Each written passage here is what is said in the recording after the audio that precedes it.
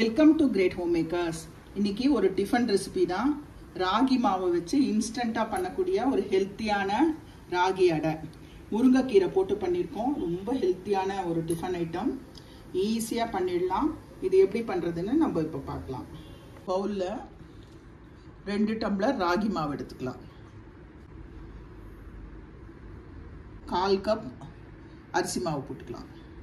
பொடியாக கட் பண்ண வெங்காயம், கட் பண்ண 2 பச்சை மிளகாய், இஞ்சி, கருவேப்பிலை, 1 டீஸ்பூன் பெருங்காயம், நல்லா ஒரு கை முருங்கைக்கீரை, நல்லா வாஷ் பண்ண முருங்கைக்கீரை, தேவையான அளவு உப்பு, எல்லாத்தையும் நல்லா மிக்ஸ் பண்ணிக்கலாம்.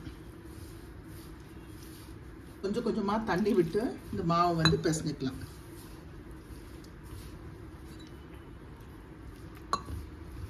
மாவு ரொம்ப கெட்டியாகவும் இருக்கக்கூடாது, ரொம்ப தண்ணியாகவும் இருக்கக்கூடாது.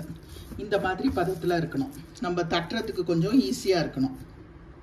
வாழை இலையில் எண்ணெய் தடவிக்கலாம். வாழை இலை இல்லை அப்படின்னா நீங்கள் பட்டர் பேப்பர் இருந்தால் அதில் கூட நீங்கள் தட்டிக்கலாம்.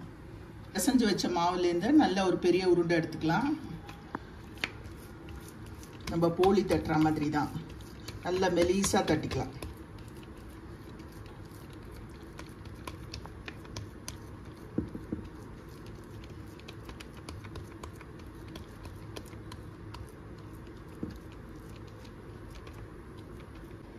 இந்த மாதிரி அடையை நல்லா மெலிசாக தட்டிக்கலாம். அடுப்பில் ஒரு தோசை தவா போட்டிருக்கேன். நம்ம வாழை இலையை அப்படியே போட்டுட்டு ஒரு 30 செகண்ட்ஸ் அப்படியே விட்டுடலாம். கொஞ்சம் டைம் கொடுத்துட்டு அப்படியே இந்த வாழை இலையை அப்படியே எடுத்துடலாம். வேகத்துக்கு அங்கங்கே கொஞ்சம் ஓட்டை போட்டுக்கோங்க. சுற்றி எண்ணெய் விட்டுக்கலாம்.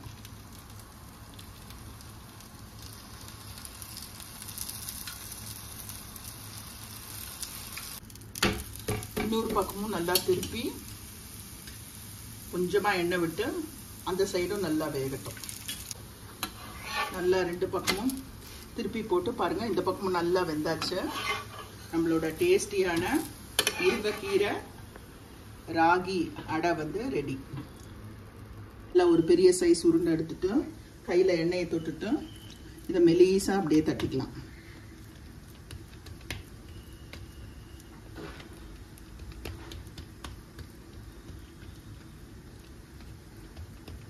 இதே மாதிரி நம்ம எல்லா அடையும் பண்ணிக்கலாம். இன்னைக்கு நல்ல டேஸ்டியான ராகி அடை ரெசிபி பார்த்தோம். இதுக்கு நல்ல ஒரு வேர்க்கடலை சட்னியோட சாப்பிடும்போது அட்டகாசமாக இருக்குங்க.